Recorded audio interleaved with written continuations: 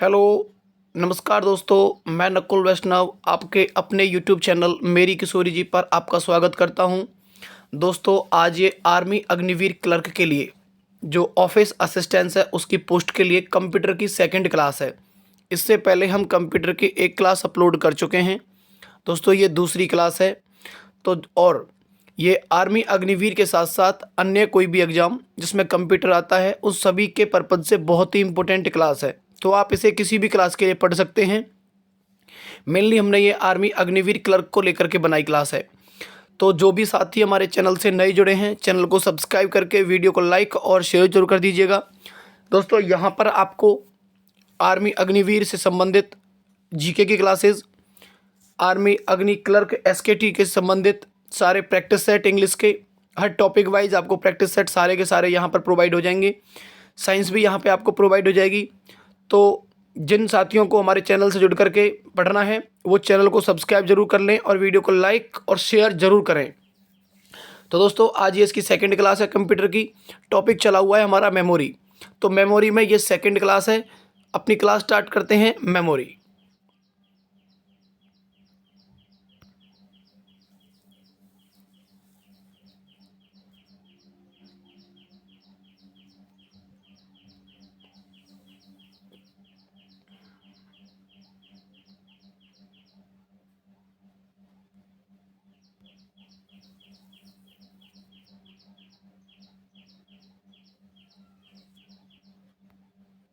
देखिए, यहाँ से पहला क्वेश्चन आप लोगों ने कल जो क्लास पढ़ी थी उस क्लास में से लास्ट में क्वेश्चन यहाँ रजिस्टर पे छोड़ा था। तो अब स्टार्टिंग करते हैं रजिस्टर से। दोस्तों देखिए, आपको रजिस्टर मेमोरी के बारे में 4 पॉइंट याद करने हैं। सबसे पहले तो रजिस्टर मेमोरी सबसे फास्ट होती है। दूसरा, यह सीपीयू का भाग होती है। तीसरा, यह फ्लिप फ्लॉप से बनी होती है। और चौथा, यह सबसे छोटी मेमोरी है। अगर क्वेश्चन आता है कि सबसे फास्ट मेमोरी कौन सी होती है तो आपका आंसर होना चाहिए रजिस्टर मेमोरी। दूसरा, अगर क्वेश्चन आए कि रजिस्टर मेमोरी किसका भाग होती है तो ये सीपीयू का भाग होती है। दोस्तों, सीपीयू की फुल फॉर्म होती है सेंट्रल प्रोसेसिंग यूनिट। ठीक है। उसके बाद अगर क्वेश्चन आता है कि रजिस्टर मेमोरी किससे बनी होती है तो आपका आंसर होगा फ्लिप फ्लॉप से बनी होती है। उसके बाद सबसे छोटी मेमोरी कौन सी है तो आप बताएंगे रजिस्टर मेमोरी है। तो सबसे छोटी है और ये सबसे फास्ट होती है। उसके बाद में दोस्तों देखिए, बहुत ही इंपॉर्टेंट लाइन है यहाँ पर प्राइमरी मेमोरी के लिए। अब प्राइमरी मेमोरी के बारे में आपको पढ़ना है। प्राइमरी मेमोरी में सबसे पहले आती है रैम। रैम क्या है? Random access memory. तो रैम यहाँ पर रैंडम एक्सेस मेमोरी है। अब आप यहाँ पर 3 पॉइंट याद करने हैं। सबसे पहले तो रैम में कौन सा डाटा होता है या कौन से डाटा को एक्सेस करता है तो सबसे पहले ये करंट डाटा को एक्सेस करता है। रैम में होता है करंट डाटा। उसके बाद यह वोलेटाइल मेमोरी है। दूसरा पॉइंट आपको इसका याद रखना है कि ये वोलेटाइल है। और तीसरा, यह टेम्परेरी मेमोरी है। ये अस्थायी मेमोरी है, वोलेटाइल है और इसमें करंट डाटा होता है। उसके बाद रोम। रोम में क्या है? इसमें बायोस डाटा होता है। रैम में होता है करंट डाटा और रोम में होता है बायोस डाटा। बायोस क्या है? Basic input output system. B से बेसिक, आई से इनपुट, ओ से आउटपुट और एस से system. Basic input output system. उसके बाद यह नॉन वोलेटाइल मेमोरी है। जो रोम है ये नॉन वोलेटाइल है, जो रैम है वो वोलेटाइल है और जो रोम है वो नॉन वोलेटाइल है। उसके बाद देखिए कैसे मेमोरी। कैसे मेमोरी में क्या है? कैसे मेमोरी का देखिए, कैसे मेमोरी ये होती है, ये फ्रीक्वेंट डाटा को एक्सेस करती है। फ्रीक्वेंट डाटा को एक्सेस करती है और यह परमानेंट मेमोरी है। ये कैसे मेमोरी के बारे में आपको 2 ही लाइन याद रखनी है कि ये फ्रीक्वेंट डाटा को एक्सेस करती है और ये परमानेंट मेमोरी है। उसके बाद आप देखेंगे नेक्स्ट सेकेंडरी मेमोरी। बहुत ही इंपॉर्टेंट क्वेश्चन है यहाँ से सेकेंडरी मेमोरी से। सबसे पहले हम इसमें सेकेंडरी मेमोरी में पढ़ते हैं magnetic memory. Secondary memory 2 types की होती हैं। सबसे पहले हम इसमें पढ़ेंगे मैग्नेटिक मेमोरी। अब मैग्नेटिक मेमोरी क्या है? देखिए, मैग्नेटिक मेमोरी के सब पार्ट्स हैं। ए, मैग्नेटिक डिस्क। ये क्या होती है? Magnetic disk. इसमें यूजर डायरेक्ट और रैंडम एक्सेस कर सकता है। आपने दोस्तों देखी होगी मैग्नेटिक डिस्क क्या है, इसके बारे में समझो पहले कि एक तरीके से जो सीडी और डीवीडी आती थी तो सीडी और डीवीडी में जो कैसेट लगती थी तो हम उसमें क्या करते थे कि हमें कोई भी गाना चलाना हो या कोई भी कहीं भी किसी पॉइंट पर जाना हो तो हम डायरेक्ट रिमोट से करके उसको डायरेक्ट वहाँ पर यूज़ कर सकते थे और एक एक करके आगे पीछे भी कर सकते थे। तो वो जो था रैंडम एक्सेस और डायरेक्ट। तो मैग्नेटिक डिस्क का मतलब है वो जो सीडी कैसेट आती थी। दूसरा है दोस्तों इसमें मैग्नेटिक टेप। आपने देखा होगा मैग्नेटिक टेप में क्या था, तो एक रील सी आती थी, जो पहले जो डेक आते थे उनमें वो कैसेट लगती थी और उनमें काली काली सी पट्टी लगी होती थी, तो वो होती है मैग्नेटिक टेप। तो मैग्नेटिक टेप होती है। इसमें क्या है दोस्तों, इसमें यूज़र सीक्वेंस से एक्सेस कर सकता था। इसमें क्या था, इसमें आप आगे पीछे नहीं कर सकते थे कि कभी आगे चले गए कभी किसी नंबर पे डायरेक्ट आप पहुंच गए, ऐसा नहीं था। आप उसमें सीक्वेंस से 1 बाय 1 पहले 1 फिर 2 फिर 3 फिर 4 उस तरीके से चलता था। तो मैग्नेटिक टेप में सीक्वेंस से एक्सेस कर सकते थे और मैग्नेटिक डिस्क में डायरेक्ट और रैंडम एक्सेस कर सकते थे। ये आपको ध्यान रखना है, ये मैग्नेटिक मेमोरी के पार्ट्स हैं। उसके बाद दोस्तों हार्ड डिस्क ड्राइव HDD, ये क्या है दोस्तों, हार्ड डिस्क ड्राइव में ये नॉन वोलेटाइल मेमोरी है। अच्छा, नॉन वोलेटाइल मेमोरी का मतलब क्या होता है, मैंने आपको पहली क्लास में बताया था दोस्तों, इसमें पावर ऑफ होने के बाद डाटा सेव रहता है और वोलेटाइल में क्या होता है, पावर ऑफ होने के बाद में डाटा उड़ जाता है। ये ध्यान रखना। जो भी साथी इस वीडियो को ही देख रहे हैं जिन्होंने पहली वीडियो नहीं देखी है, तो समझेंगे आप कि वोलेटाइल मेमोरी वो होती है जब पावर ऑफ हो जाती है तो डाटा उड़ जाता है, लॉस्ट हो जाता है। लेकिन नॉन वोलेटाइल मेमोरी होती है पावर ऑफ होने के बाद में भी डाटा सेव रहता है। तो हार्ड डिस्क ड्राइव में HDD जो होती है ये नॉन वोलेटाइल मेमोरी है। इसमें पावर होने के बाद में डाटा सेव रहता है और इसमें यह परमानेंट मेमोरी होती है। जो HDD है हार्ड डिस्क ड्राइव, ये परमानेंट मेमोरी है और इसमें एक सेक्टर की कैपेसिटी 512 KB होती है। हार्ड डिस्क ड्राइव में एक सेक्टर कैपेसिटी 512 KB होती है और यह रीड एंड राइट मेमोरी है दोस्तों। इसमें रीड भी कर सकते हैं और राइट भी कर सकते हैं। अच्छा, आगे क्वेश्चन FAT फैट की फुल फॉर्म क्या है, तो दोस्तों यहाँ पर आपको याद रखनी है फाइल एलोकेशन टेबल।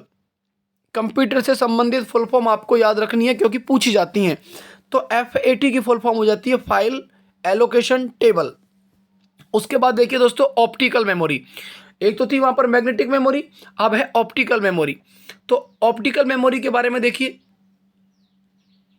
दोस्तों, ऑप्टिकल मेमोरी में क्या है, यह लेज़र लाइट से इंडिकेशन लेती है। जो ऑप्टिकल मेमोरी होती है वो लेज़र लाइट से इंडिकेशन लेती हैं। ये रीड राइट कर सकते हैं दोस्तों, ये रीड राइटेबल है।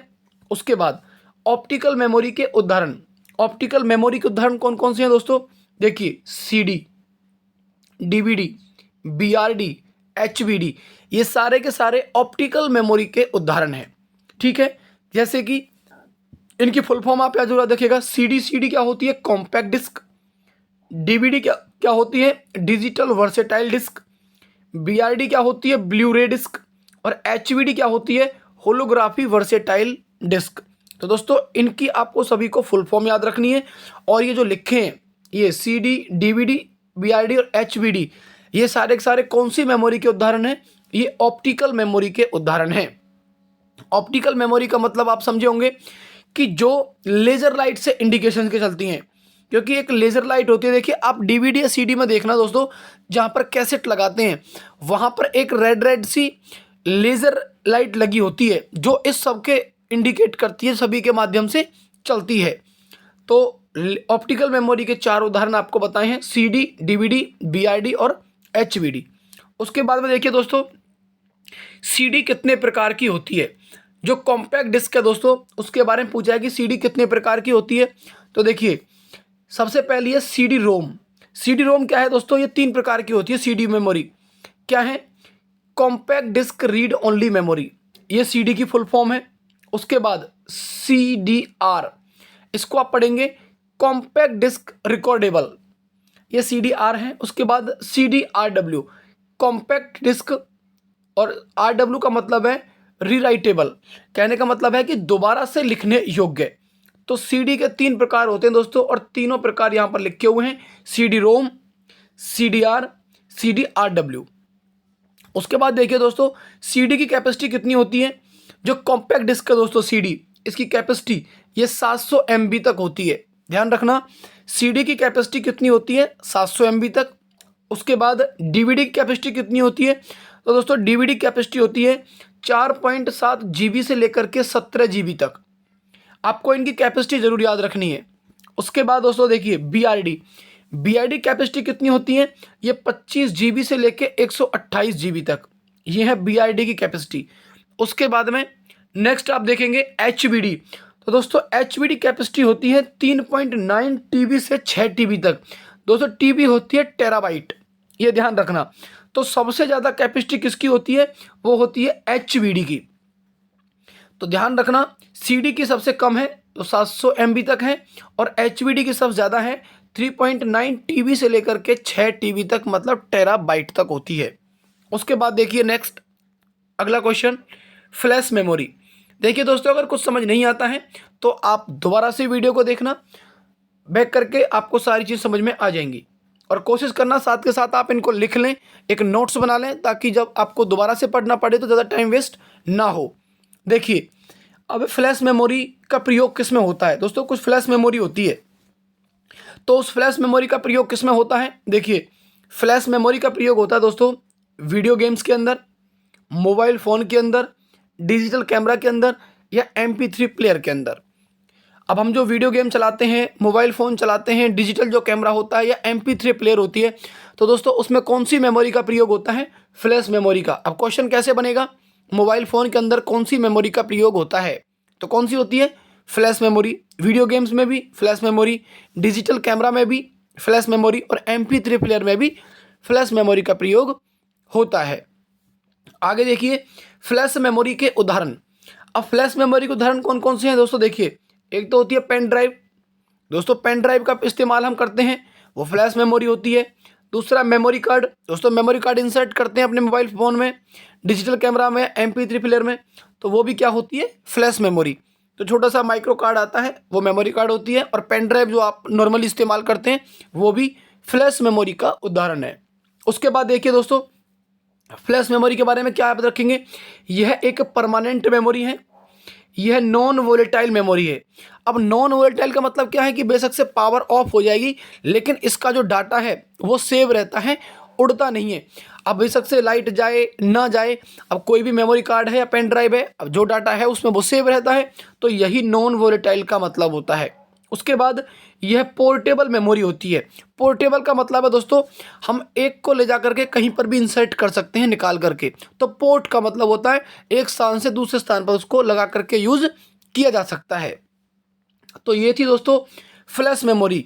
उसके बाद में देखिए वर्चुअल मेमोरी।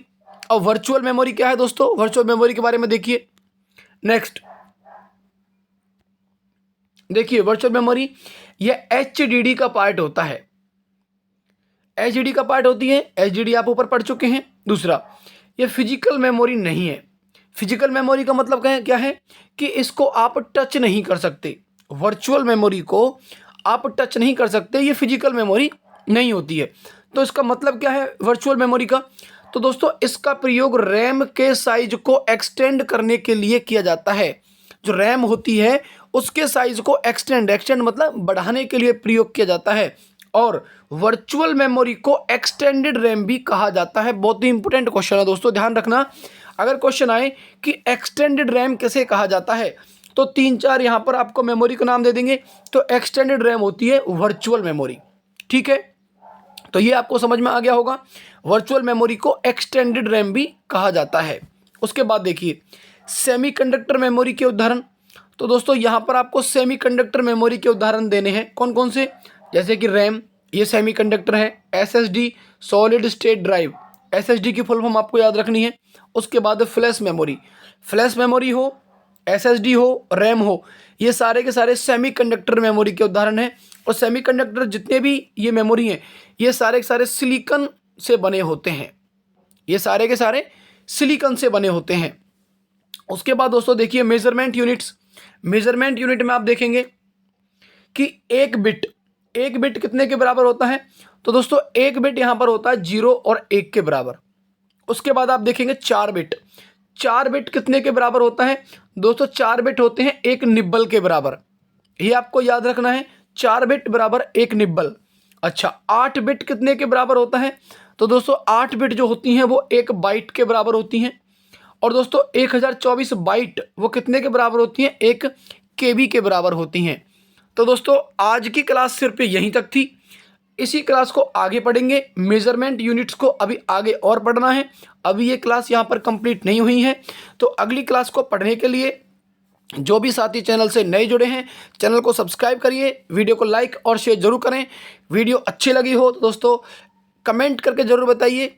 और कोई चीज़ समझ में नहीं आई हो आप मेरे को मैसेज कर सकते हैं। मैंने आपको अपना कॉन्टैक्ट नंबर पहली वीडियो में दे भी रखा है और यहाँ पर भी दे देता हूँ। अगर किसी को इसकी PDF चाहिए है तो दोस्तों ये मेरा फ़ोन नंबर है